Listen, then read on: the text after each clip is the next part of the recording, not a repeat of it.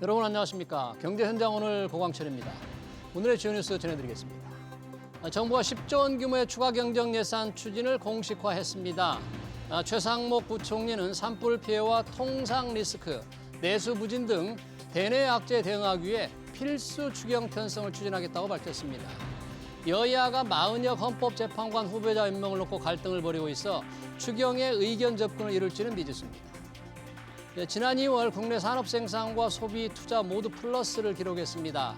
작년 12월 이후 2달 만에 트리플 증가를 보였는데 내수 회복의 불씨를 살렸다는 평가가 나옵니다. 하지만 1월 지표가 워낙 나빴던 데 따른 기저 효과가 크고 변동성도 높아 경기 전망은 불투명합니다. 온라인 명품 플랫폼 반란이 결국 서울회생법원에 기업회생 절차 법정 관리를 신청했습니다. 반란은 투자 유치를 추진했지만 추가 자금을 확보하지 못해 유동성 위기에 빠졌습니다. 입점사들과 채권자들의 피해가 우려됩니다. 오늘부터 주식을 빌려서 팔고 나중에 사서 갚는 공매도가 전면 재개됐습니다. 한국거래소가 불법 공매도를 즉시 적발할 수 있는 시스템을 갖추면서 공매도가 17개월 만에 전면 재개됐는데요. 공매도 재개가 증시에 어떤 영향을 미칠지, 불법 공매도는 원천 차단할 수 있는지 이어지는 집중 진단에서 살펴보겠습니다. 경제현장 오늘은 SBS BJ앱과 유튜브에서도 실시간 시청 가능합니다. SBS BJ앱을 다운받아 시청하면 더 많은 정보와 뉴스를 볼 수 있습니다.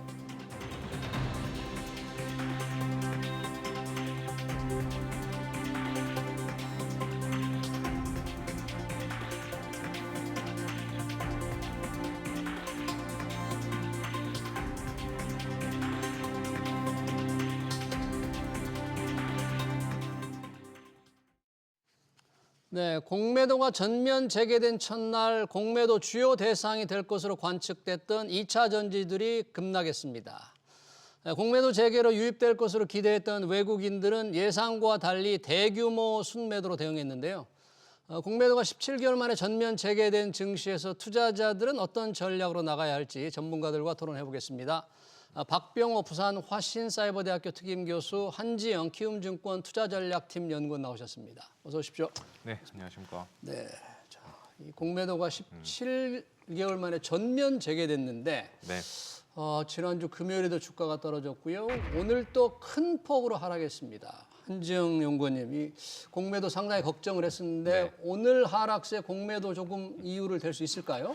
네, 뭐 살벌하게 그 3월 마지막 거래를 저희가 보내고 있는데 뭐 공매도 재개 여파가 있다라고 말씀을 드릴 수는 있을 것 같아요. 그런데 네. 이제 오로지 공매도 영향만 있는 게 아니라 네. 다른 요인들도 있지 않나라고 좀 보고 싶고 다른 요인들? 예. 가령 지금 우리나라 증시가 3%대 빠지고 있는데 네. 옆 동네 일본 니케이는 한 4%대 급락을 하고 있고 미국 선물 시장도 1%대 넘게 나스닥 선물이 하락을 하고 있습니다.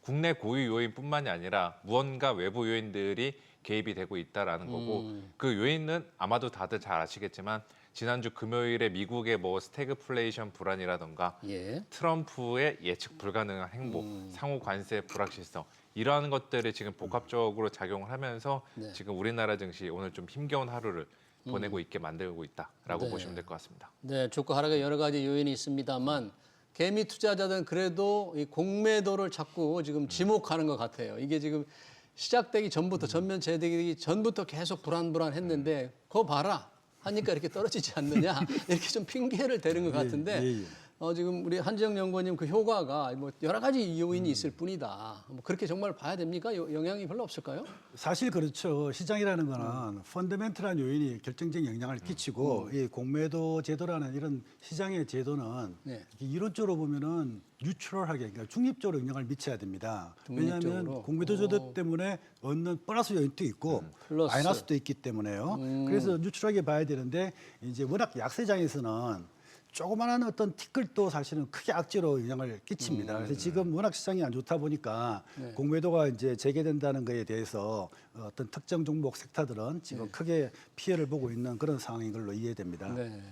자, 오늘 하루 증시는 뭐 그렇다 치고 네. 공매도 전면 재개된 게 그 이후에도 공매도 영향이 어떻게 될까를 보려면 과거 공매도가 금지됐다가 재개됐던 후에 네. 일정 기간의 주가가 어떻게 움직였는지를 본다면 조금은 앞으로 움직임의 힌트를 받을 수도 있을 것 같은데 과거 공매도 금지했다 재개된 이후 흐름은 어땠어요? 네, 과거 3차례 사례밖에 없어가지고 이거를 통계적으로 완전히 적용시키는 데는 한계가 있기는 하지만 일단 그 3개월 과거 3차례 동안에 평균적으로 보면은 공매도 재개 후 1개월 동안에 코스피는 플러스 2%대 상승률을 기록했고 예. 코스닥은 마이너스 0.9%대 하락세를 기록을 했습니다. 음. 하지만 이제 2개월 뒤 주가를 보면 이야기가 달라지는데 예. 코스피가 한 4%대 상승을 했고 코스닥이 2%대 상승을 하는 등 공매도를 재개했다고 해서 외국인들이 잘 됐다 한국 증시 이참에 다 팔아치우자 한국 증시 아래로 밀어버릴 거야 네. 이런 식의 투자 판단은 하지 않는다.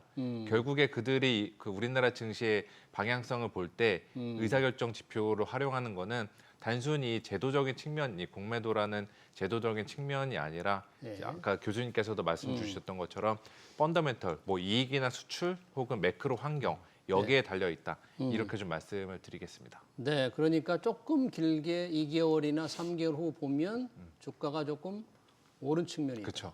그런 거죠? 네. 그리고 약간 좀 6개월 혹은 1년 이상으로 봤을 때는 이 세 개의 사례가 다 달랐어요. 2009년도 공매도 재개했을 때는 코스피 우상향 쭉 했었고 네. 2011년도 공매도 재개했을 때는 코스피가 옆으로 기어갔고 박스권 보였고 21년도 때 공매도 재개했을 때는 아래로 흘러내렸습니다.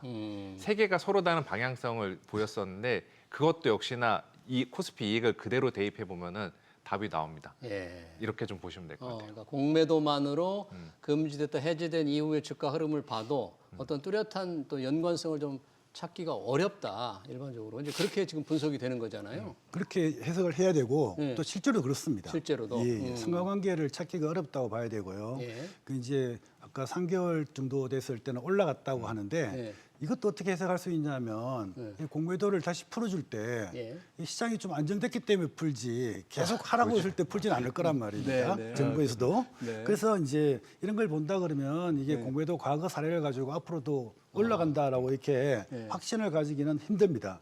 그 지금처럼 이제 국내 정치 상황도 그렇고 관세적인 거, 경기 침체 우려, 인플레이션 이런 어떤 변수들이 많을 때는 그 앞으로 플러스가 될 거라고 장담하기는 어렵습니다. 네. 거기는 반드시 공매도 제도의 악영향이라고 볼 수는 없는 거죠. 그러네요. 자, 그렇긴 해도 이제 공매도가 재개가 되면 이제 주가의 뭐 변동성이 좀 커질 것이다. 특별 종목, 네. 특정 종목 위주로. 그러면서 이 공매도를 많이 하려면 미리 이제 주식을 빌려 놔야 되니까 그렇죠. 뭐 대차 잔고라고 한다면서요. 그렇죠. 예.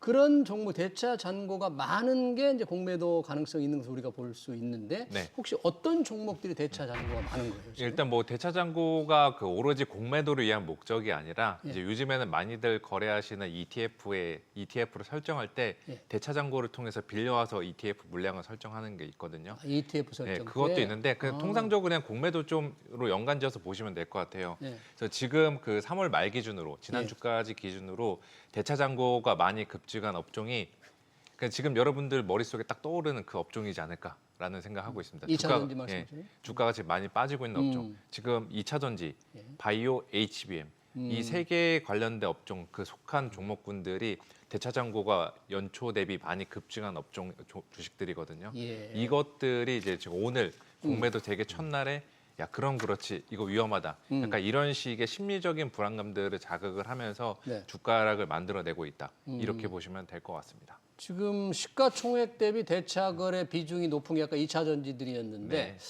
이 종목들이 많이 빠지는 게 그럼 공매도 영향이 아니라고 본다면 어떤 이유를 혹시 찾을 수 있을까요, 박 교수님? 2차 전지들이 유난히 많이 빠지는데 이게 꼭 공매도 때문만이 아니라고 우리가 볼 수 있다. 다른 이유, 특별히 이 종목에 좀 무슨 그건 이제 ETF 말씀드렸지만 대차 잔고가 많다는 거는 예. 결국은 이제 공매도의 가능성은 높다라고 봐야 가능성은 됩니다. 높다. 근데 하지만 이제 좀 주의해야 될 거는 대차 잔고가 높다고 해서 반드시 공매도로 이어지는 건 아닙니다. 그래요? 왜냐하면 우리 이제 대출할 때 은행에서 마이너스 통장을 만들듯이 예. 마이너스 통장을 내가 개설했다고 해서 돈을 반드시 쓰지는 않을 수 있잖아요. 그래서 네. 이제 공매도의 어떤 그런 그 어떤 타이밍 계기가 나타났을 때는 이제 대차를 했던 주식을 공매도를 하겠죠.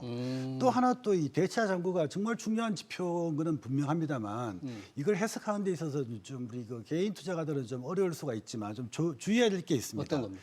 이 대차 잔고가 분명히 대차에 대한 공매도에 대한 니즈가 많은 종목이지만 예. 이 대차를 하기 힘들어서 대차를 못하는 주식들도 꽤 있습니다. 아, 못 빌리는 주식도 많아요? 못 빌리는 주식도 많습니다. 빌리기 그래요? 힘든 주식도 많고. 그래서 그 대차 잔고가 작다고 해가지고 공매도가 안 일어난다, 높지 않다라고 해석하는 건 잘못된 거고. 그러네요. 또 마찬가지로 대차 잔고가 엄청나게 높다. 네. 뭐 삼성전자 같은 경우는 대차 잔고가 굉장히 높은 편입니다. 절대 물량으로는 제일 많은 거죠? 그렇죠. 네. 유동성이 제일 많기 때문에. 네. 그런데 이때 삼성전자 무조건 공매도가 나올 거냐? 또 그건 또 그렇게 해석할 수가 없는 거죠. 그래서 그때그때 펀더멘털한 밸류에이션과 이런 것들을 종합적으로 봐야 되기 때문에 대차 잔고 하나라는 지표를 가지고 모든 걸 예측한다? 이거는 어렵다라고 이렇게 말씀드릴 수 있습니다. 네, 그러네요. 여튼 2차 전지들 대차 잔고 시가총액 네. 대비 대차 잔고 비율이 제일 높아서 지금 많이 떨어지면서 공매도 핑계 대는데 네. 공매도가 아닌 이유, 2차 전지들 급락의 이유를 혹시 기업 그동안의 주가 상승이라든지 기업 밸류에이션이라는 측면에서 볼 때는 어때요? 2차 전지들. 관세 영향을 노출이 많이 된 측면들이 있죠. 2차 전지 업종들도. 관세? 결국엔 전기차 같은 경우도 네. 지금 미국 내에서 자동차 그 가격이 관세로 인해서 인상이 되면은 자연스레 자동차 구매 수요 줄어들고 네. 그 전기차 구매 수요까지 수요 둔화까지 이어지면서 아. 이제 업황 전반적으로 생각보다 좋아지는 시점이 늦어지겠다. 전방 산업. 이 자동차. 이 우려들을 만들어낼 수 있기 우려들이 생성이 되고 있는 것도 예. 지금 대차 잔고 증가와 함께 맞물려서 2차 전지주들의 주가에 좀 부정적인 영향을 끼치고 있다.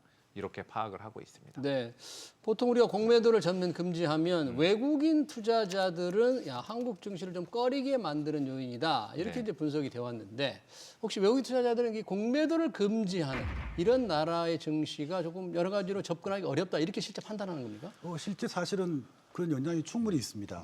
왜냐하면 이제 그 해외 펀드들은 주로 롱숏이라든지 이런 전략을 구사해야 되는데 예. 우선 롱숏이라는 개념을 공매도를 얘기하려면 꼭 이제 먼저 얘기를 해야 되는데요. 우리 이제 시청자분들이 혹시 모르시는 분이 계실까봐 길다는 뜻의 롱이라는 거는 네. 롱 포지션이 있고 또 짧다는 뜻의 숏 포지션이 있습니다. 예. 그러니까 롱은 뭐냐면 가격이 올라가면 제가 이득을 보는 거.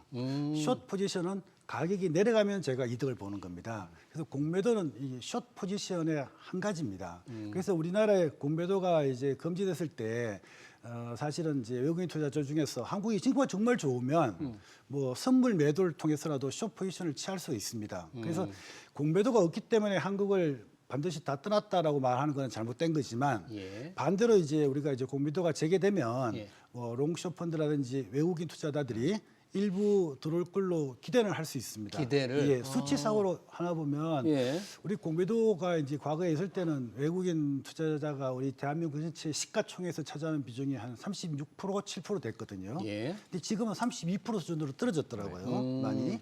그래서 이제 그런 걸 보고 또 이제 특히 그 아까 좀 전에 말씀드렸던 롱숏 펀드들은 예. 이 한국 주식이 좀 밸류에이션이 싼 게 많으니까요. 반도체, 자동차 싼 게 많아서 만일에 이제 이 공매도가 재개되면 한국 주식을 사고 해외 같은 섹터의 다른 주식을 뭐 숏을 친다든지 이런 식으로 해서 한국 주식을 좀 더 사주기를 바라고 있는데 예. 기대입니다. 기대. 그러니까 일단 공매도가 재개되면 그럴 가능성이 있을 것이다 이렇게 기대를 하는데 오늘 시장을 보니까 외국인들이 뭐 엄청나게 순매도를 하는 거예요. 1조 이상을 팔아치우는데 규모로만 보면 대단한데 혹시 재개되면 조금 외국인들이 뭔가 살 준비하지 않나 이런 기대를 해봤는데 지금 시장 때문에 그러는 거예요? 시장 영향이 크다라고 보고 있어요. 그 아무리 공매도 재개한다고 하더라도 외국인이 3월 30일에 됐다. 요이 땅 하면서 한국 증시는 바로 사진 않을 걸로 보고 있습니다. 예. 이들도 단순히 한국 내 이 제도적인 변화뿐만이 아니라 지금 대외 환경, 특히나 지금 뭐 전 세계 투자자들이 관세 가지고서 눈에 불을 켜고 긴장을 끈을 잔뜩 쥐고 있는데 예. 그런 환경이 더 오늘 외국인 순매도에 더 영향을 미치지 않았나라고 보고 있고 예. 지금 금액이랑 그다음에 그 월간으로 봤을 때 예. 오늘 3월 달까지 기준 외국인이 8개월 연속 지금 한국 증시를 팔고 있습니다. 8개월 연속. 이게 거의 그 2007, 2008년도 금융위기 이후로 처음으로 최장기간 순매도를 기록을 하고 있는 거예요. 예. 그만큼 지금 외국인들의 한국 증시를 비관적으로 보고 있긴 한데 아까 그 교수님께서 말씀하셨던 대로 외국인들이 지금 한국 증시 들고 있는 지분율, 영향력들이 거의 역사상 저점 수준까지 내려왔다는 점을 미뤄 보면은 지금 여기서 외국인들이 4월 달에도 계속 한국 증시를 팔까? 오히려 4월 달에 이제 관세에 대한 불확실성들을 소화를 하거나 1분기 실적 시즌 때 생각보다 선방하는 흐름들을 우리나라 기업들이 보여준다라고 하면은 예. 저는 뭐 외국인들은 다시 들어올 채비를 할 만한 환경이 조성이 될 거다. 이렇게 좀 말씀을 드리겠습니다. 혹시 외국인 투자자들이 공매도 재개가 이제 예정이 돼 있었으니까 네. 3월 31일로 뭐 들어올 채비를 좀 준비한다는 펀드라든지 그런 움직임이 좀 혹시 포착된 게 좀 있습니까? 개별적인 펀드들에 대한 정보는 사실은 갖고 있지는 않는데 네. 뭐 시장이 저희가 펀더멘털이 좋아지면 다시 들어올 것 같습니다. 반드시 들어오게 돼 있고 예. 왜냐하면 우리 한국 시장도 유동성이라든가 모든 측면에 봤을 때 예. 좀 이렇게 그 매력적으로 투자를 해야 되는 커버를 해야 되는 시장 중에 한 군데이기 때문에 외국인 투자들이 이제 어느 정도 안정되면 다시 들어올 걸로 기대하고 또 생각할 수 있을 것 같습니다. 예. 그러니까 펀더멘털이 좋아져야만 다시 들어올 텐데 지금 우리 경제 상황 펀더멘털만 본다면 이게 좀 좋아질 가능성이 있을까 하는 의구심도 들고요. 그렇죠. 정치적 불확실성이 이제 해소는 되겠지만 네. 뭐 언제 해소될지도 아직은 선명하지 않기 때문에 네. 외국인들의 다시 국내 시장의 재진입, 순매수 뭐 어느 정도 예상을 할 수 있어요? 뭐 어느 정도라고 하기엔 조금 추상적인 시점이 개념이긴 우리가 한데 순매수를 한다. 시점은 뭐 저는 4월 안에는 가능하다라고 보고 있고 그러니까 말씀하신 4월에? 대로 네. 우리나라 지금 상황을 보면은 좋아질 만한 게 없잖아요. 네. 근데 반대로 생각해 보면 여기서 더 나빠질 만한 재료들도 없습니다. 이미 뭐 나빠질? 정치 불확실성, 국내 국정혼란, 트럼프 관세, 네. 뭐 반도체 업종의 뭐 AI 관련주들의 변동성 네. 이런 것들을 이미 저희가 누차례 경험해 오면서 밸류에이션 상으로는 저는 거의 다 반영을 해온 지점이라고 보고 있습니다. 예. 더 나빠질 것도 없을 만한 증시도 외국인들 입장에서는 좋은 매수 고려 대상이 된다라고 보고 있어요.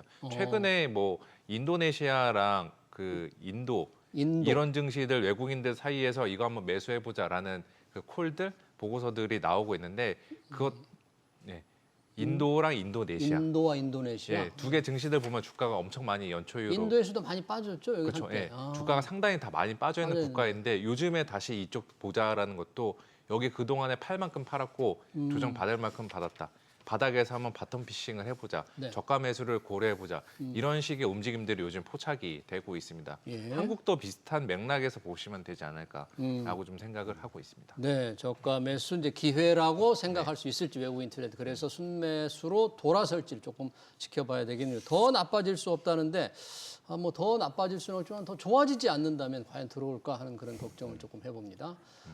그동안 이제 공매도 금지했던 여러 가지가 이유가 있는데 그 중에서도 이 개인 투자자와 기관 투자가의 불형평, 그래서 뭐 개인에게 기울어진 운동장이다 이런 비판이 있었는데요. 이번 재개되면서 어떻게 다 바뀐 겁니까 이번 제도가? 정부나 이렇게 일부 방송에서는 이제 기울어진 운동장이 좀 개선됐다고 하는데 제가 한마디로 말씀드리면 전혀 그렇지 않습니다. 안 그래요? 다 개선된 거 아니에요? 전혀 그렇지 않습니다. 어떻게요? 이제 개선된 거는 일부 있긴 있습니다. 어떤 게요? 예를 들면 이제 기관하고 개인이 있으면 대주 담보 비율을 이제 105% 이상으로 갖게 해라. 네. 네, 담보 비율. 상환 기간도 3개월을 기본으로 주고 12개월을 맥시멈으로 해서 연장을 12개월 상환시키지 마라. 똑같이 했다 이거죠, 예, 개인과 그런 기관 기준을 간에. 똑같이 잡았는데 네. 왜냐하면 이제 담보 비율 과거에는 개인은 140%, 150%였다가 이게 좀 낮아질 수 있는 여전히 있습니다. 그래서 이제 상환 기간도 이제 이렇게 좀 약간 이제 일괄적으로 적용되기 때문에 뭐 좋아졌다고 제도가 개선됐다고 말을 할 수 있지만 네. 근본적인 여전히 문제인 건 뭐냐면 뭡니까? 이 개인 투자자는 물량 확보가 안 됩니다. 공매도를 할 물량을 확보해야지만 공매도를 할 수가 있는데 빌릴 수가 없다 이거죠. 그렇죠. 기관과 외국인 투자자는 대차라는 걸 통해서 그 증권회사의 프라임 브로커리지 서비스를 통해서 대차를 해가지고 갖고 있다가 공매도해야 될 필요성이 생겼을 때 공매도를 합니다. 근데 이제 개인들은 증권사에서 이제 대주 물량을 띄워주는 것만 신용 대주 해주는 물량만 할 수가 있거든요. 예. 근데 예를 들어서 뭐 유상증자를 앞둔다든지 급등하는 종목들은 그 대주 물량을 잡기가 하늘의 별 따기입니다. 빌릴 수가 없다 개인들은. 그래서 물량 확보가 안 되니까 조건 똑같이 해봐야 무슨 소용이 아무 있느냐. 의미가 없는 거죠. 그렇군요. 게다가 이제 이거는 정부에서 어쩔 수 있는 방법은 아닌데요. 예. 이 전거금률이라는 게 있어요. 이제 내가 공매도를 하려고 그러면 전거금을 얼마를 넣어야 되느냐. 이게 이제 기관과 외국인 투자자는 이제 신용도에 따라서 뭐 한 5%에서 한 20%면 개인은 최소한 100%예요. 증거금. 예, 전거금을 100% 해야 되고 네. 상환 기간도 제가 뭐 이거는 정권에서마다 어떻게 정책을 펴느냐에 따라 다르겠지만 90일로 갖게 했다는데. 90일부터 시작한다 그러고 기간들은 이제 12개월까지 연장을 시켜주는데 예. 개인들은 아마 연장 안 시켜주고 3개월로 끊을 거예요.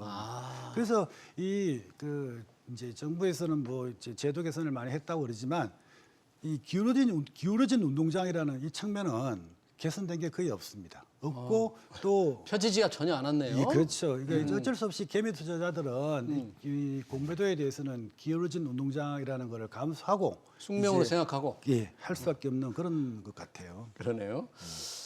이게 기울어진 운동장을 잘 폈다고 생각하는데 조건은 같지만 실질적으로는 별로 달라진 게 없다. 그런데 개인 투자자들이 이게 공매도까지 활용해가면서 이 주식 투자를 한다는 게 참 어려운 일일 것 같은데. 어려운 일이죠. 네. 왜냐하면은 공매도라는 게 이제 예상 손실률은 이론상으로는 예. 무한대가 될 수 있고 예. 이게 어떻게 보면은 그 펀더멘털 좋은 종목들 뭐 헤지 차원에서 대형주들 공매도 하는 거는 뭐 좋은 전략일 수 있는데 이제 중소형주 같이 혹은 테마주 같이 이제는 전 종목에 대해서 공매도가 허용이 되잖아요. 이제는 뭐 중소형주들 공매도 한번 잘못 잡았다가는 그 손실에 대해서 관리가 더 힘들어질 수 있기 때문에 개인 투자자들 그 공매도에 대한 좀 너무 그 부정적인 인식들은 있는 건 맞지만 어떻게 보면 이거는 거의 이제 기관과 외국인들이 처리해야 되는 문제가 아닌가라고 예. 보고 있습니다. 또 하나 이 공매도 금지할 때 가장 문제가 됐던 게 외국계 증권사들의 불법 공매도였습니다. 그리고 그걸 잡아내기 위해서 한국거래소가 중앙 점검 시스템을 도입해서 실시간으로 매도 가능 잔고라든지 매매 정보를 검증할 수 있게 됐다는데요. 이게 굉장히 정교한 무슨 전산 시스템인 것 같은데 이렇게 되면 뭐를 체크한다는 건지 그럼 뭐 이 불법 공매도는 이제 원천 차단되는 거예요? 이 정도면? 뭐 시스템이 완벽한 게 어디 있겠습니까? 근데 지금 이제 우리 정부에서 금융당국에서 얘기하는 거는 예. 거래소에서 예. 이렇게 옛날 차입 히스토리가 없는데 예를 들면 공매도가 나오는 경우 이런 것들을 이제 크로스 체크한다든지 예. 또 이제 이걸로 완벽하지 않으니까 이 공매도를 해야 되는 기관이나 외국인 투자자에게 너 잔고 관리를 잘해가지고 네. 잔고 관리 같은 것들을 이제 시스템을 이렇게 입증을 미리 받아라 그런 요구 기준을 제시하기도 했고요. 예. 또 이게 주문을 받는 수탁증권사한테는 수탁 전에 확인해라. 이제 이런 식으로 이제 어떻게 보면 책임을 3단계에 걸쳐가지고 두루두루 준 거죠. 근데 이제 모두에 말씀드렸다시피 시스템이 완벽한 게 어디 있겠습니까? 그래서 이제 이 불법 공매도에 대해서는 이제 저 같은 경우는 이런 시스템도 만들어서 관리하는 것도 중요한데 예. 만일에 이게 적발됐을 때 이 페널티를 엄청나게 부과를 해야 된다 생각합니다. 우리 불법 지금까지 공매도 좀 페널티가 조금 무거워지긴 했죠. 무거워졌는데 그 정도까지 되는 게 아니라 이제 우리가 생각했을 때 이게 그 페널티가 뭐 어떨 때는 뭐 3배, 2배 이런 식으로 부과를 하는데 그 기준 자체를 굉장히 이제 작게 보면 그런데 이 시스템이 이 공매도가 되는 시스템이 급하게 돌아가면서 대량 물량들이 오가고 하거든요. 그걸 다 감주해 가지고 이게 종합적으로 재무적인 피해 페널티를 줄 수 있는 그런 제도가 갖춰지면 오히려 더 이 불법 공매도는 근절되지 않을까. 이런 시스템이 모든 건 아니다라고 말씀드리고 싶습니다. 한 번 걸리면 엄청난 뭐 페널티를 부당이득을 다 회수해버리고 몇 배를 다 회수해서 다시는 생각하지 못하게 만드는 게 오히려 중요하다는데 이런 중앙 점검 시스템을 하면 증권회사들도 큰 부담이 되는 거예요. 뭘 계속 신고를 하고 뭐 그래야만 되는 겁니까? 그렇죠. 뭔가 시스템 계속 이제 관리를 해줘야 되고 유지 보수 비용 여러 가지 부가적인 비용들은 들 수가 있겠죠. 그리고 이제 또. 행여나 이제 예상치 못한 그 부당 거래 사례들이 적발이 되면은 거기에 따라 이제 내부 통제 리스크도 발생하는 측면이 있고 그럼에도 불구하고 뭐 이런 식으로 이제 무차익 공매도 사전에 방지하는 이 제도는 저는 긍정적으로 평가를 하고 있습니다. 이런 시스템이 있는 나라가 또 있습니까? 뭔가 전산 시스템으로 무차익 공매도를 원천적으로 막을 수 있다고 뭐 아예 원천적으로 막을 만한 국가들은 없을 걸로 보고 있어요. 그러니까 이제 그 교수님께서 말씀하셨던 대로 다른 국가들도 걸렸을 때는 그 처벌을 굉장히 세게 하는 것도 어지간한 너희들 리스크 감내하기 싫으면 그런 짓 하지 마라. 이런 식의 그 신호가 아닌가라고 보고 있습니다. 지금 공매도고는 이제 전면 재개돼서 개인들이 상당히 주목을 하고 있는데 이게 뭐 경제적 충격이 또 온다거나 물론 이제 코로나 같은 경우라든지 여러 가지 상황이 발생하면 또 공매도를 금지해달라는 요구가 이제 나올 수도 있거든요. 그런 뭐 가정이긴 합니다만 그런 요구가 나올 때 과연 또 정부는 어떻게 해야 될 건지 이제 뭐 불법 공매도 막을 수 있는 시스템도 다 갖춰져 있기 때문에 뭐 이런 걸 이유로 금지하기도 좀 어려울 텐데 어떻게 해야 될까요? 저도 개인 투자자의 한 사람으로서 네. 공매도 제도가 싫습니다. 싫다. 이게 싫지만 네. 이게 시장에서 게임의 룰을 자꾸 바꾸는 거는 이건 더 큰 문제가 있습니다. 이렇게 이제 시장의 어떤 그 안정성이라든가 해외 투자자 또는 세계적인 어떤 그런 관점에 왔을 때 신뢰를 잃기 때문에 예. 그 앞으로 주가가 떨어지더라도 이제 공매도 제도를 다시 금지한다든지 이런 거는 사실은 차라리 하지 않는 게 오히려 않는 게. 장기적으로 봤을 때 우리 시장의 발전을 위해서는 더 나을 걸로 그렇게 생각됩니다. 네, 왜 우리는 이제 개인 투자자들의 연대 뭐 이런 네. 거 있잖아요. 그래서 직접 네. 거리에 나가 시위도 할 정도니까 상황이 악화되면 그분들이 또 일어날 거거든요. 참 그런 때 이제 우리 네. 교수님 박병호 교수님 이제 한번 안 했으면 좋겠다 그러는데 과연 정부나 정치권이 그런 요구 사항을 견뎌낼 수 있을지 좀 의구심이 드네요. 견뎌는 내야 된다라고 보고 있고요. 저도 뭐 물론 예외적인 상황에서 예외적인 조치로 대응하는 게 맞다라고 보고 있어요. 그 중 예. 하나가 이제 공매도가 될 수 있는데 이거는 어디까지나 국제 공조라는 미명하에 네. 미국이나 뭐 유럽이나 영국이나 일본 다른 나라들과 같이 다 같이 공매도 금지를 해버리면은 이거는 좋은 전략이 대응이 네. 될 수가 있습니다. 하지만 뭐 23년도 11월처럼 전 세계적으로 뭐 위기 상황 혹은 국내 고유의 뭐 돌발 그 불안 이런 것들이 발생하지 않았음에도 이제 공매도를 하는 전략 같은 그런 정책 결정은 좀 가급적 이제는 재고해 보는 게 맞지 않나라고 좀 생각하고 있습니다. 다른 나라들의 경우에도 어지간한 경제적 충격이 와도 공매도 금지 잘 안 하죠. 실제로 뭐 선진국 증시에서는 뭐 공매도 금지를 하는 나라가 있습니까? 거의 없습니다. 거의 없습니까? 예. 그건 이제 우리가 이제 모건 스탠리 뭐 인덱스에 포함을 되든 그게 안 되든 떠나서 시장의 게임 룰이라는 거는 이렇게 자주 바꾸는 거는 사실은 옳지 않은 거죠. 네, 그러네요. 하여튼 이제 공매도가 전면 재개돼서 바람직하지 않다고 하지만 투자자들은 좀 긴장을 하고 있기 때문에 과연 이게 어떻게 영향을 미칠지 모르는 상황. 어떻게 이제 개인 투자자들이 지금 증시 상황에서 전략이라고 할까 어떻게 임해야 될지 조금 궁금한 점이 많아요. 이런 시장 상황을 어떻게 대처해야 그러니까 오늘 같은 날은 하락의 탓을 오로지 공매도 재개로 돌리기 쉬운 날이긴 하죠. 주가가 저렇게 막 3%대 넘게 빠지고 2차 전지랑 바이오 업종들이 주가가 급락을 하니까.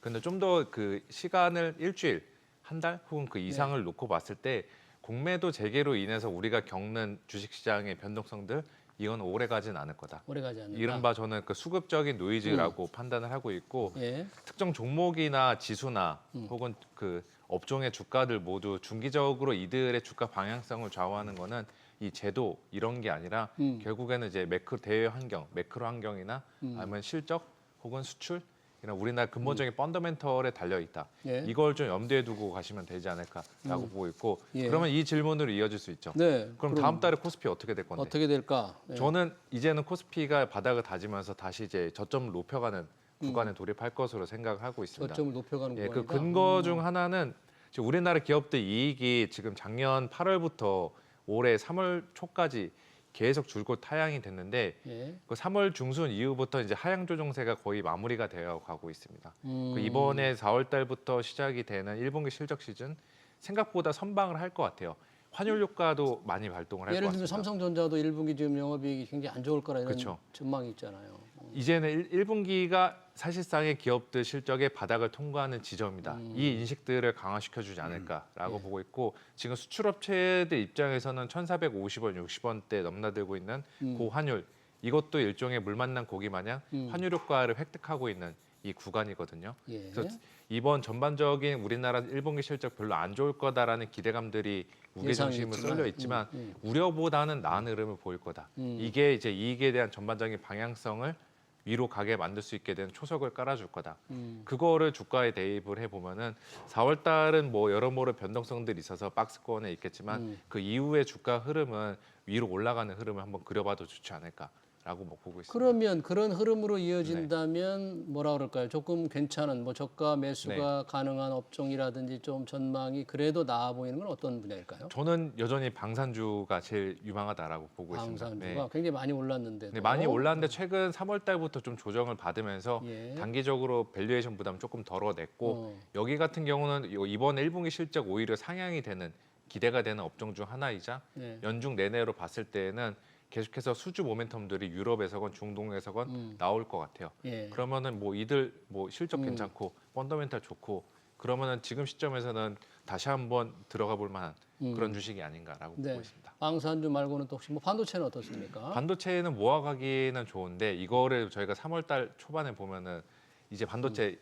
그 왕의 귀환이다, 주도주의 등극이 왔다 이렇게 되는데 그거 하기 위해서는 아직까지 선결될 과제들이 필요합니다. 실제로 메모리 가격이 정말로 반등 추세를 이어갈 수 있을지나 또 이제 엔비디아와 같이 HBM 주들에 대한 수요 변화들 이것들도 결국에는 4월 말에 미국의 빅테크 업체들의 캐펙스 투자 변화 여부를 통해서 저희가 확인을 하고 불가피하게 사후적으로 대응을 해야 되니까 그 부분에 고려하면은 반도체주들도 뭐 사볼 만한 구간이지만 빠른 상승, 빠른 뭐 8만 전자 복귀 이거는 그 시간이 필요하다 이 정도로 말씀을 드릴게요. 네, 잘 알겠습니다. 오늘부터 전면 재개된 공매도의 영향 그리고 투자 전략까지 관련 토론 마치겠습니다. 지금까지 박병호 부산 화신사이버대학교 특임교수, 한지영 키움증권 투자전략팀 연구원이었습니다. 고맙습니다. 네, 감사합니다. 수고하셨습니다.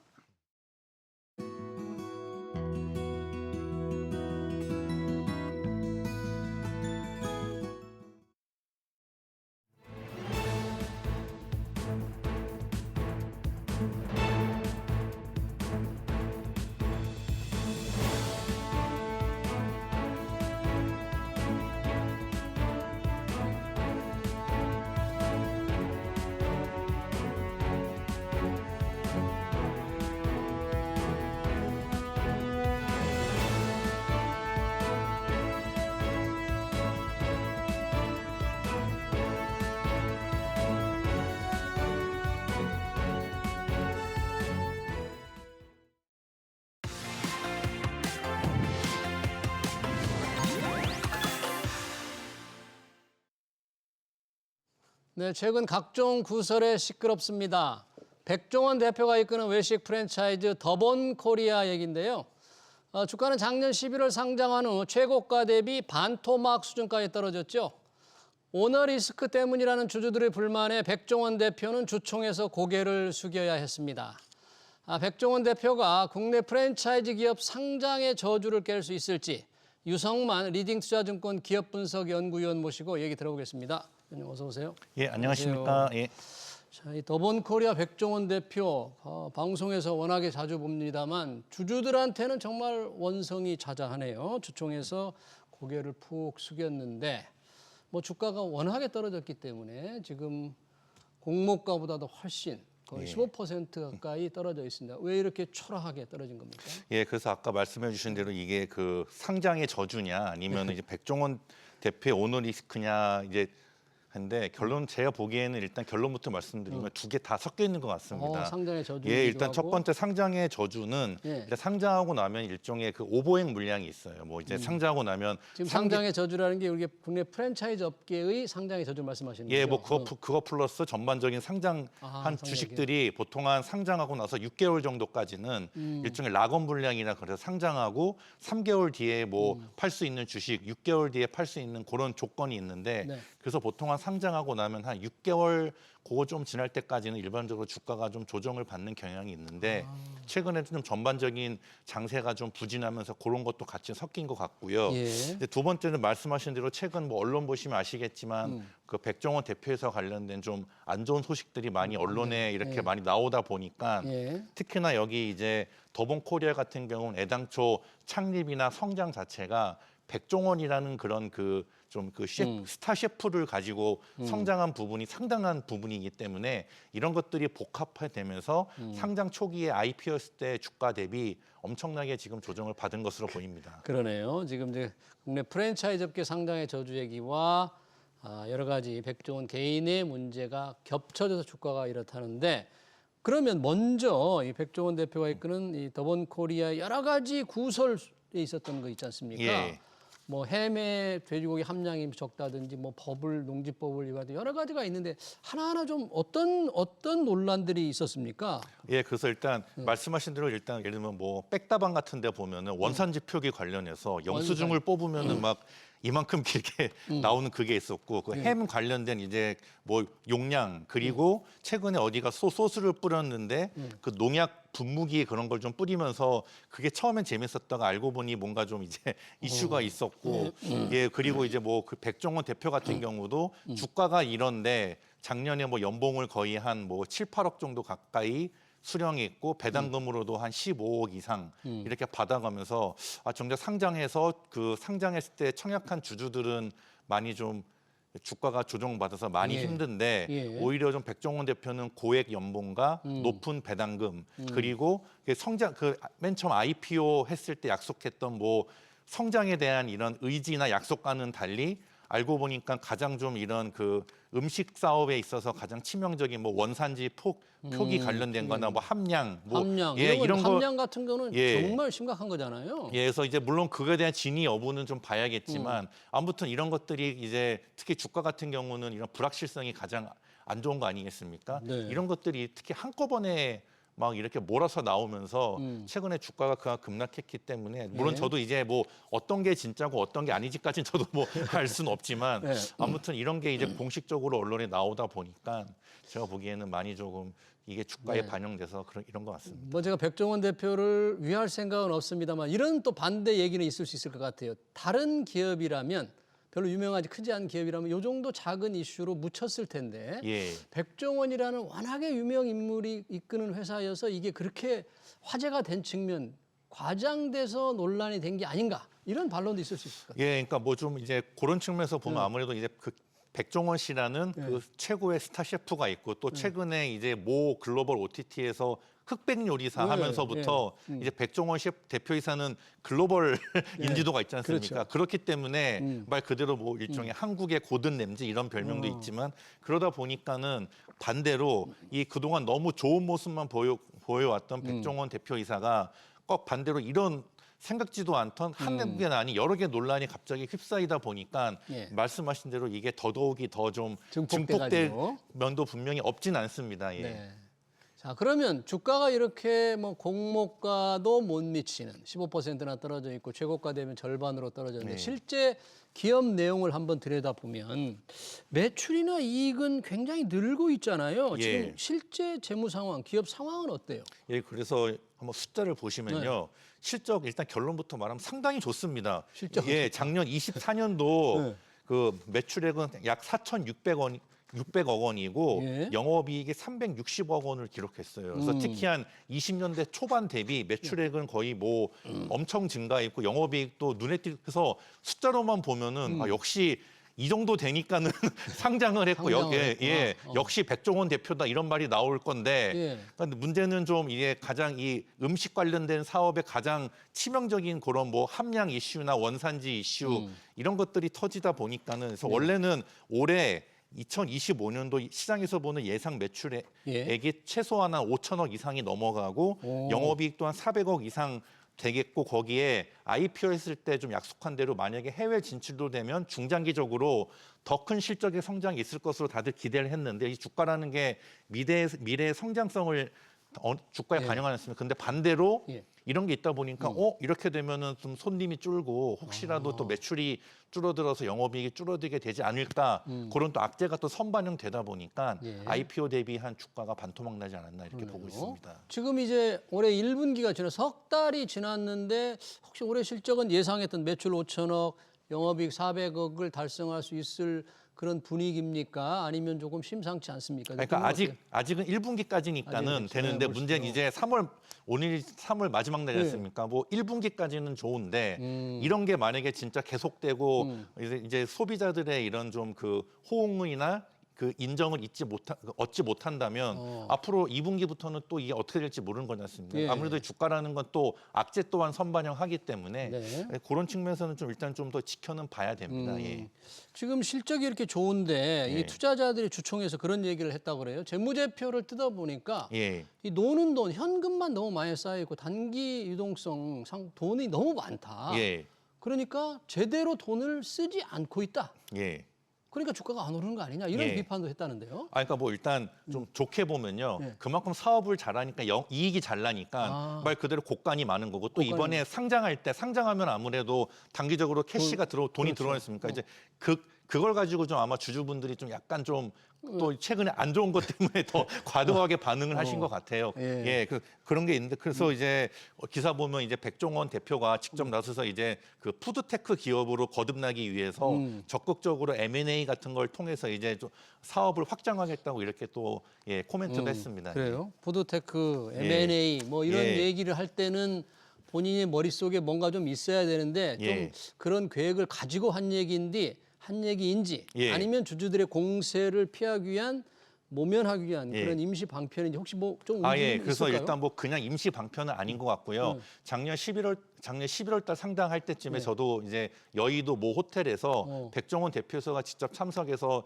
상장하기 전에 주요 기관 투자자 및 애널리스트 대상으로 네. 설명을 한 적이 있는데 저도 참석을 했습니다. 아, 그랬어요? 예. 어. 그때 이제 다들 한 게 아니 뭐 이제 백종원 씨에서 국내 한 약 25개의 브랜드를 가지고 국내는 좋은데 국내는 아무래도 성장에 좀 한계가 있지 않습니까? 그래서 앞으로 어떻게 하시겠냐고 하니까 이제 글로벌하게 이 K푸드 관련된 소스 있지 않습니까? 소스. 예, 소스 관련된 이제 직접 제조 및 유통 관련된 비즈니스에 대해서 좀 상당히 중장기적으로 비전을 가지고 있으시잖아요. 그래서 제가 봤을 때 아마 이번 주총 때 말씀하신 게 그런 그 뭐 K푸드 관련된 소스 및 그런 푸드테크 관련해서 좀 더 적극적으로 이런 외형 확장이나 글로벌 진출을 위해서 이런 그 말씀하신 그런 여유 현금을 가지고 적극적인 M&A를 하겠다는 것이 아닌가 이렇게 보고 있습니다. 그러면 그 당시에 IPO 가셨을 때 들어봤을 때 백종원 대표의 사업 구상을 듣고 요거 정말 가능성이 있겠다. 뭐 혹시 이런 긍정적인 생각을 좀 하셨어요 그때? 그러니까 저도 이제 처음 했을 때는 이런 게 있었습니다. 좀 일단 우려되는 게 너무 백종원 씨한테 개인적으로 그렇죠. 백종원 사람이 했는데 만약에 백종원님이라는 그 뭐 건강의 문제건 사회적 이슈가 있을 때 타격이 크지 않겠냐. 그건 벌써 지금 요즘에 나오고 지금 있고 나오고 있는 겪고 있는 거죠. 두 번째 국내 대략 한 25개 브랜드로 물론 해외에도 진출은 했는데 실제 매출 비중은 해외는 아직 크지 않고 대부분 국내 매출인데 아시겠지만 국내는 뭐 인구 감소에 뭐 내수 부진 이래가지고 국내 경기가 내수 경기 누가 봐도 식당 경기 요즘 쉽지 않은데 아무리 브랜드가 20몇 개 하더라도 과연 되겠느냐 했을 때 그때 예. 백종원 씨가 처음에 해외에서는 이제 뭐 한식 뭐 떡볶이나 뭐 고기도 있지만 그런 건 한계가 있으니 말씀하신 그런 그 K푸드 관련된 소스 이런 거 소스. 유통하면은 저는 그래서 그때 다들 거기에 대해서 역시 백종원 씨가 좀 뭔가 보시는 안목이 다르구나 했었습니다. 근데 이제 그건 아무래도 좀 시간이 걸리는 중장기인데 갑자기 좀 악재가 생각보다 빨리 터지는 바람에 있지만 저는 분명 백종원 대표의 그런 중장기적 해외 성장 방향에 대해서는 좋게 보고 있습니다. 네, 예. 그러네요. 지금 아까 백종원 대표가 이제 25개의 브랜드를 운영한다고 하셨는데 예. 이 브랜드의 절반 이상의 그 점포 수가 줄어들고 예. 뭐 늘어나는 거는 백다방뿐이라는데 예. 브랜드 관리 역량이 조금 떨어지는 거 아니에요? 더본코리아가? 예, 그래서 이제 그런 말도요. 그때 IPO 때 그때 미팅할 때도 나왔습니다. 그래요? 뭐 백다방부터 해서 뭐 한심포차, 뭐 그리고 뭐 롤링 파스타에서 뭐 외우기도 힘들 정도로 사람마다 이건 내가 본 거고 저건 모르는 게 다 거고. 있는데 문제는 이렇게 좀 좋게 말하면은 다양한 포트폴리오, 좀 안 좋게 말하면 문어발식으로 확장을 했는데 예. 그럼 그렇게 되면은 뭐 각 그 뭐 연령층이나 이런 흔히 말하는 뭐 소비 여력에 따른 따르게 맞게 다양하게 대응을 할 수 있지만 말씀하신 대로 막상 백다방을 제외하고는 예. 그렇게 생각보다 그렇게 크게 확장하는 프랜차이즈가 브랜드가 늘어나는 조짐이 안 보이니까. 별로 없고 오히려 생각보다 이게 성장이 정체 및 일부 브랜드는 매장 수 감소하고 있거든요. 그래서 그때 백종원 대표도 말씀하신 게 이제 국내가 아무래도 인구도 감소하고 내수도 부진하다 보니까 국내에서는 프랜차이즈 사업에는 어느 정도 조금 성장에는 한계가 있다는 걸 분명 본인도 어느 정도 인정을 하셨습니다. 제가 보기에는 물론 그 좀 더 더본코리아가 국내 프랜차이즈 비즈니스에 대한 점포 관리를 잘 해야겠지만 이게 아무래도 본사가 하고 각 가맹점은 또 가맹점주의 역량도 있는 거거든요. 그렇기 때문에 제가 보기에는 좀 이런 트렌드가 좀 국내 내수 부진과 맞물렸기 때문에 꼭 그게 너무 더본 코리아만의 잘못은 아니지 않나 네. 이렇게 보고 있습니다. 지금 더본코리아 주가의 급락 상황을 보니까 예. 그런 얘기 아까 초반에 말씀을 해주셨잖아요. 예. 국내 프랜차이즈 회사들의 상장의 저주. 그러니까 아무래도 국내 프랜차이즈 업계가 외국과는 다르게 이익 배분도 좀 다르고 예. 국내에서만 안주하거나 해외 진출을 못하면 결국은 상장에는 성공할 수 있지만 상장 이후 주가는 제대로 오를 수도 없고 회사가 결국은 망하더라. 과거에 그런 일들이 조금 있었죠. 국내 예. 어떤 사례들이 좀 있었는지 그리고 어떻게 우리가 봐야 하는지 그를. 예, 그러니까 국내에 보면은 과거 뭐 실명을 말할 수 없지만 이렇게 그 음식 프랜차이즈 말하셔도 브랜드가 됩니다. 있었는데 네. 그게 그 브랜드라는 게 처음에는 흔히 말하는 확장을 했다가 확장을 어느 했다가. 순간 이제 인기가 줄어들고 네. 점포수 줄어들면 네. 결국에는 매출 감소, 이익 감소가 네. 돼가지고 뭐 상장 폐지도 되기도 했고 심지어 네. 이제는 시장에 관심에서 사라진 게 많거든요. 네. 근데 물론 이제 더본 코리아는 좀 그런 곳과는 다르게 덩치도 크고 브랜드도 많고 또 이미 동남아 비롯한 해외도 일부 진출을 하면서 확장을 하고 있고 예. 아까 말씀드린 뭐 푸드테크와 같은 좀 더 이렇게 중장기적 성장 방향도 있습니다. 예. 그렇기 때문에 제가 보기에 가장 중요한 건 아무래도 국내 이런 내수 시장에는 그냥 한계가 있으니 일단 기본적으로 프랜차이즈 사업을 동남아 비롯한 해외 쪽에서 빠르게 확장시켜서 예. 매출 비중을 해외 매출 비중을 늘려야겠고 그리고 말씀드린 이 중장기 푸드테크를 좀 더 좀 그 실제 매출화되고 이런 우리가 투자자들 눈에 딱 띌 정도로 역시 더본 코리아가 이 매출 비중이 기존 프랜차이즈에서 이런 뭐 소스 유통이나 다른 걸로 좀 더 많이 다변화되는구나 이런 걸 좀 눈에 띌 정도로 좀 그걸 좀 빠르게 앞당겨야 되지 않겠나 이렇게 보고 있습니다. 네, 국내 프랜차이즈 업계는 많은 회사들이 상장했다가 예. 내수 시장의 한계를 극복하지 못해서 결국은 상장 폐지된 사례가 많았는데 과연 더본코리아 그 징크스랄까요? 그걸 깰 수 있을지는 모르겠습니다. 지금 매출이 4천억 원이 훌쩍 넘은 회사가 예. 한 개인의 지나치게 의존하는 예. 백종원 몰빵 전략. 과연 이것만으로 상장해서 번듯한 어떤 경영 구조를 갖추고 경영인을 대표적인 경영인을 또 확보하고 이런 게 좀 부족하지 않나. 이런 게 좀 벗어나야만 회사가 더 글로벌 회사가 되지 않을까 이런 지적도 하던데 어떻게. 예, 그러니까 뭐 이거 보면 마치 좀 이거 약간 엔터회사랑 비슷한 것 같아요. 특정 대표 연예인 한번 문제 생기면 거 저도 그 생각했는데, 근데 그렇다고 요건 또 엔터사와는 다르게 엔터사는 이 그룹이 안 되면 또 신인 그룹 잘 되면 되는데 이 더본코리아는 아무리 그래도 이 백종원 대표라는 그거를 버릴 수는 없거든요. 그래서 제가 보기엔 그래서 결국 백종원 대표도 뭐 대신 빠르게 공식 사과도 했고 최근에 산불 난 곳에서 직접 이렇게 뭐 무료 급식소도 운영하면서 네. 이미지 반전을 꾀하고 있습니다. 근데 제가 보기엔 이제 더 이상 백종원 대표이사에 의존하는 그런 그 스타 마케팅에 벗어나서 이런 푸드테크와 같은 이런 신규 사업 및 시스템 좀 이런 거를 더 구축해서 매출처 다변화 그리고 국내를 벗어난 해외 매출 비중을 높이는 게 제가 보기엔 더본코리아의 이런 성장 방향이 아닌가 생각하고 있습니다. 주가는 중장기적으로 또는 단기적으로 지금 주주들의 불만이 좀 끌어오르고 있는데 혹시 예. 어떻게 좀 뭐 보고 예, 일단 제가 보기에는 주가는 분명 일단 기본 펀더멘탈은 있고 비즈니스 모델 분명히고 실적이 받쳐줍니다. 그래서 주가는 저는 개인적으로 조정 받을 만큼 조정은 받은 것 같아요. 예, 근데 이제 문제는 기존에 높은 가격에 투자하셨던 분들이 좀 이제 손실이 크시니까 아쉬운 거 인천에서 더 이상 여기서 크게 조정받을 부분은 없다고 생각하고 좀 일단 이런 그 단기간에 좀 더본코리아나 백종원 대표 관련된 이슈가 좀 해소되면 되고 실적이 이렇게 점점 성장하는 모습과 해외 비즈니스의 성장 그리고 푸드테크 비즈니스가 더 추가된다면은 앞으로 더본코리아 주가는 그 IPO 했을 때 그 주가로 회복하지 않을까 이렇게 좀 조심스럽게 보고 있는데 그게 당장은 쉽지 않지만 또 좀 봤을 때 올해 연말 내년 또 보면은 제가 보기에는 분명 주가는 좋은 모습 보이지 않을까 보고 있습니다. 네, 최근 구설에 휘말린 더본코리아 백종원 대표의 과연 징크스를 깨고 제대로 성장할 수 있을지 관련 얘기 잘 들었습니다. 지금까지 유성만 리딩투자증권 기업분석 연구위원이었습니다. 위원님 고맙습니다. 고맙습니다.